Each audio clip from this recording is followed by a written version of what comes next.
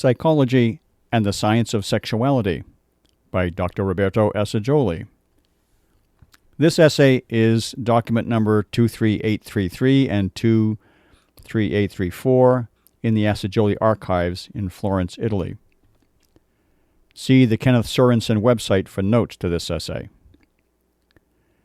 The original title of this essay was in Italian, La Psicologia e la Scienza della Sexuality, which was published in the November-December issue of 1955 in the journal L'Economia Umana, translated into English and read by Jan Cunningham. If we turn to consider the development of scientific activity in our civilization, we can observe a curious fact.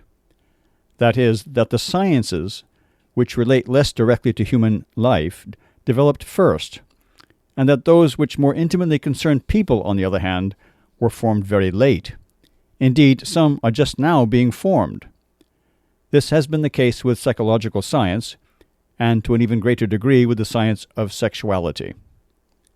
It is unnecessary to dwell on demonstrating the fundamental importance of the function of sex, both from the biological and psychological side, both in moral life and in its social references. Yet, a truly scientific, objective, and systematic study of that function began only a few decades ago.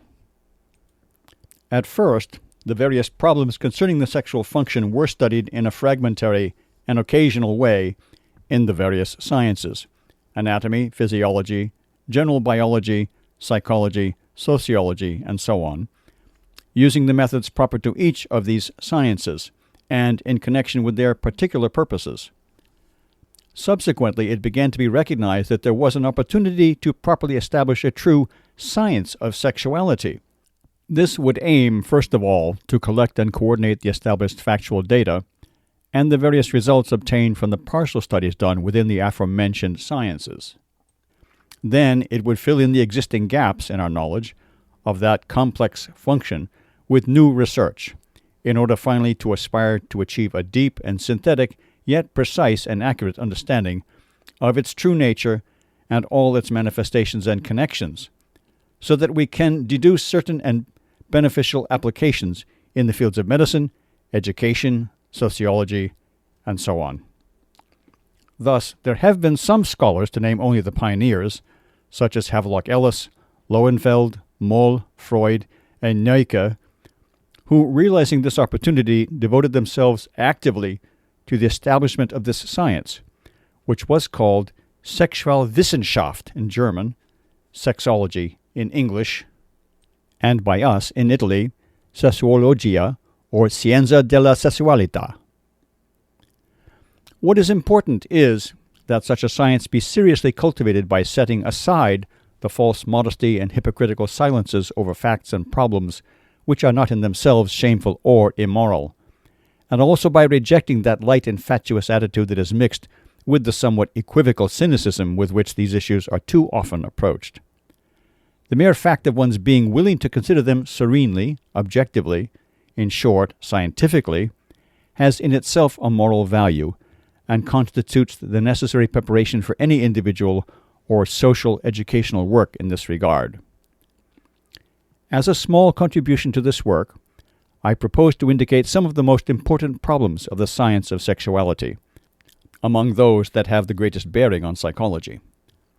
I will try to point out how the study of these problems constitutes one of the most important aspects of the new science, and can bring valuable assistance to our quest for knowledge of the great laws of psychic life, and simultaneously provide practical applications of psychological science.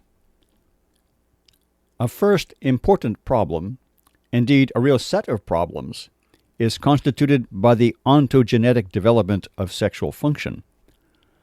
Until not so long ago, the study of sexual function in humans started with the examination of the phenomena that occur at the crisis of puberty. However, a series of new observations has led to the recognition of the existence of sexual manifestations even in childhood, several years before the normal functional awakening of the organs of generation.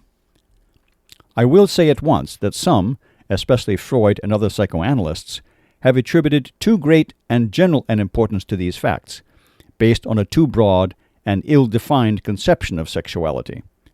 But leaving aside such exaggerations, a series of observations obliges us to admit the existence in children, or at least in many of them, of curiosities, desires, and even real sensations and impulses of an undoubted sexual nature.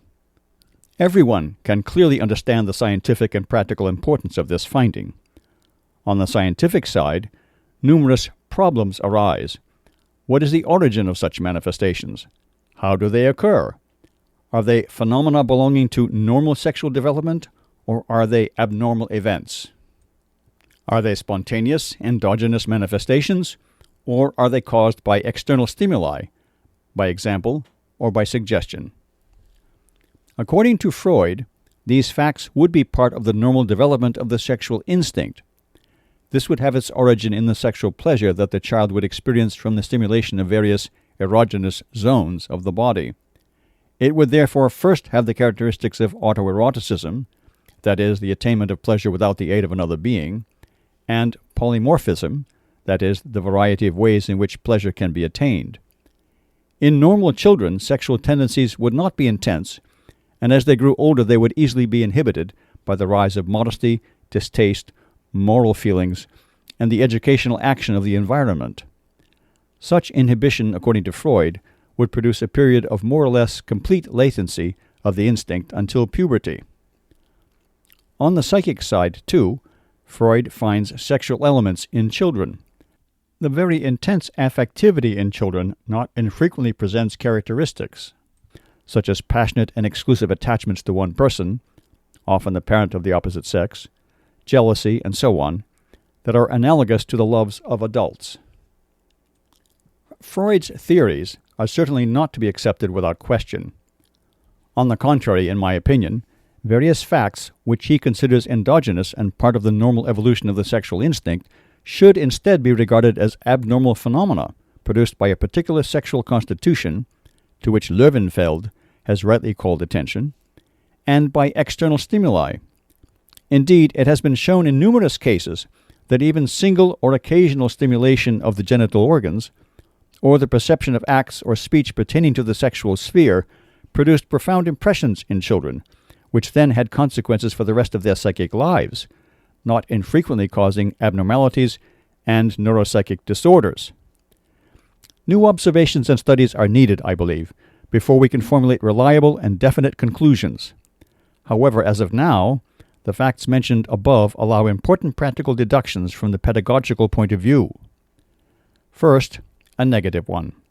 That is, it is necessary to strictly refrain from acts, speeches, or illusions that concern sexuality in the presence of children, even young ones. Many parents and relatives do not use sufficient caution in this regard, relying too much on the incomprehension and naivete of children. Secondly, a positive one. Children need to be given gradual and judicious sexual teaching, fulfilling their legitimate desire to know, warning them of mistakes and dangers, and giving them a healthy, normal, and elevated concept of the procreative function. The development of sexual function is accompanied by and intertwined with varied and complex transformations of the whole being. As the sexual organs become capable of fulfilling their biological functions, there is a great intensification, a real effervescence of affective life. New emotions arise in the adolescent's soul, connected with new tendencies and new impulses. Some of these occurrences have a distinctly sexual character, that is, they are desires, attractions, aspirations toward persons of the opposite sex. Others, on the other hand, appear to be of a different character. For example, tendencies toward exaggerated self-assertion, to rebellion against all authority and against family members, especially parents, often develop at that time.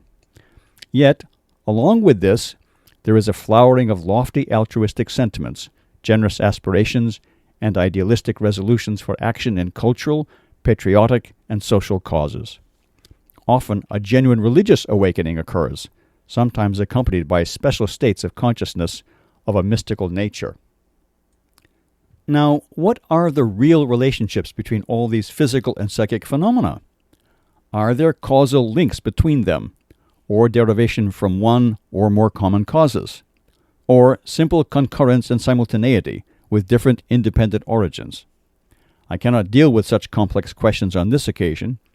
I shall limit myself to a brief mention of one of the most important, namely, that of the relations between the physical and psychic sides of sexuality. This question is a particular aspect of the overall problem of the relations between psyche and body, which is perhaps the central problem of psychology.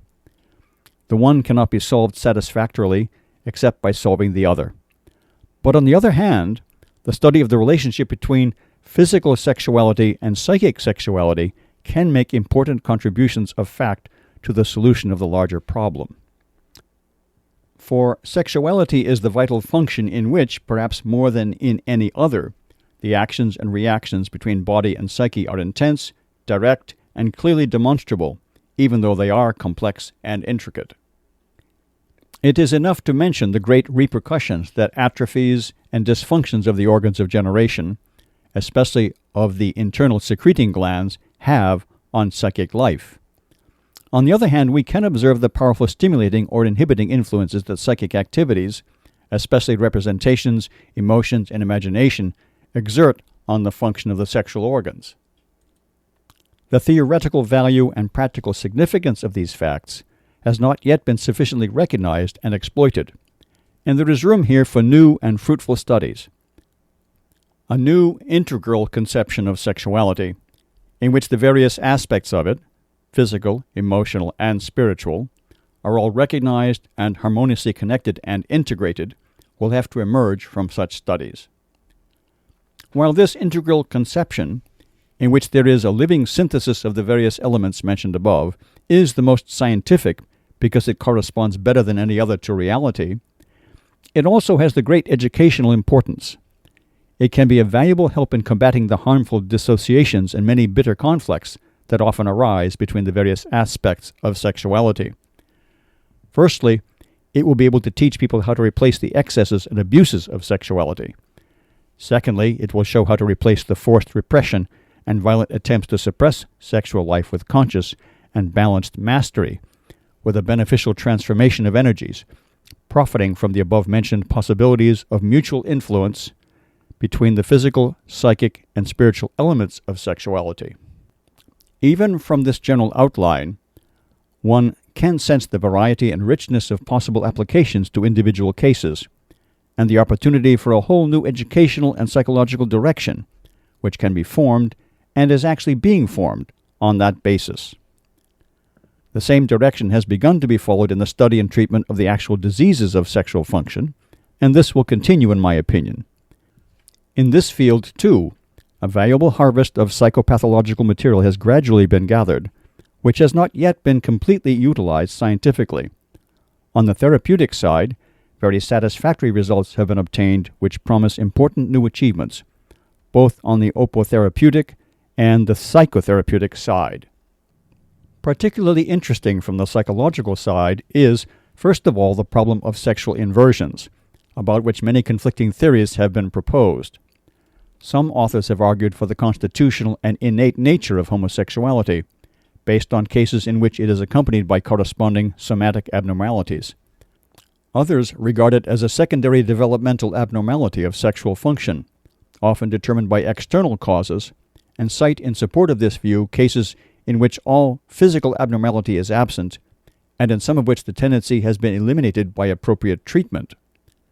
Some authors always regard homosexuality as a real disease, while others do not believe its pathological nature can be affirmed when all other morbid symptoms are absent.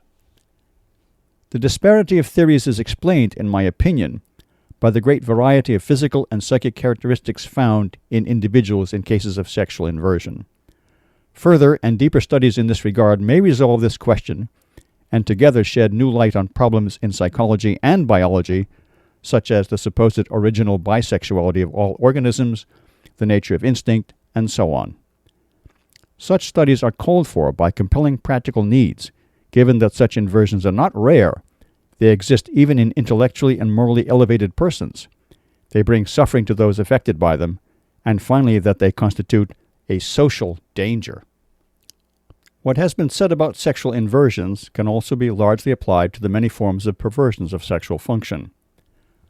Another important chapter in the science of sexuality to which psychology has begun to make and will still have to make new contributions is that of psychosexual differences, that is, both of the different characteristics which the sexual function takes on in men and women, and of the differences that exist between the two sexes in every aspect of psychic life. Much has been discussed and is still being discussed about such differences even by laymen, but many of the individual remarks and general statements that are usually heard on the subject require rigorous critical review and precise scientific treatment. For example, much has been discussed about the alleged superiority of one sex over the other. Much nonsense has been uttered on the subject, arising from the poor foundations on which the claims rested, and because of the intrusion of emotional elements which come from a misplaced pride of sex. Finally, such nonsense arises out of the fundamental error in the approach to the problem. For one can ascertain by experimental psychological examinations the greater or lesser rapidity of manifestation, subtlety, or intensity of the physical or psychic functions of individuals. But such findings can never enable us to make value judgments about the overall makeup of either sex, even if the experiments were more certain and complete than they are now.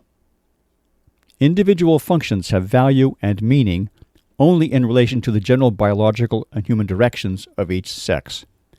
It is evident that these directions require the cooperation and integration of one sex with the other in each of its aspects on a basis of full equality. So to speak of the overall superiority of either sex makes no sense. What does make sense, and indeed presents much theoretical and practical interests, is the concrete study of the various psychological differences and the conditions necessary for the mutual integration of individuals of the two sexes to succeed harmoniously and beneficially for themselves and for humanity. In another paper, titled The Psychology of Woman and Her Psychosynthesis, I have discussed the psychological characteristics of each sex. Concerning the integration mentioned above, I can only propose it as a problem that would deserve a wide discussion, since its solution implies practical consequences of very wide scope. Examples include the orientation of individual and school education, the questions of individual and school coeducation, and the organization of girls' schools. Should each sex strive to the highest degree to develop exclusively the characteristics that are proper to it? Or should each rather try to keep them within certain limits, and instead develop the elements and tendencies in which it is deficient, and which are stronger in the opposite sex? Or should the one sex do one thing and the other sex another? It seems that our civilization has chosen the third of these three ways. For we can easily see that while the female sex tends increasingly to develop in the sense and in the image of the male sex, entering more and more into schools, workshops, and occupations hitherto reserved for men, participating in many ways in social and even political life, whereas in the male sex there is no tendency for a corresponding transformation in the opposite direction. On the contrary, men seem to definitely exaggerate their own peculiar qualities. For example, the tendency to struggle toward external and collective activity and toward thirst for possession and domination. In other words, our civilization is increasingly acquiring a predominantly masculine character. This explains many of its new orientations and also, in my opinion, many of its most serious deficiencies. It is difficult to solve the above-mentioned problem, but as a cue and orientation for its examination, some general considerations can be made. Is it really necessary for the one sex, for example the female sex, to lose its best features, to neglect and almost atrophy its very noble and special functions in order to acquire some features of the other sex? And are the particular masculine potentialities that women are now acquiring really the best and most worthy of imitation? And if it is recognized that our civilization sins by an excess of masculinism, and that women in imitating and emulating men are going overboard and taking a wrong path, what would be the remedies? A simple return to the past is practically not possible, and is contrary to every historical and dynamic conception of human life. And then, might not some good be derived from the same evil? Might not women, having acquired a greater place and directing influence in society, bring the beneficial influence of their best feminine gifts into the ideals and directives of this society. There are already signs that the most able and conscious female personalities tend to move in this direction.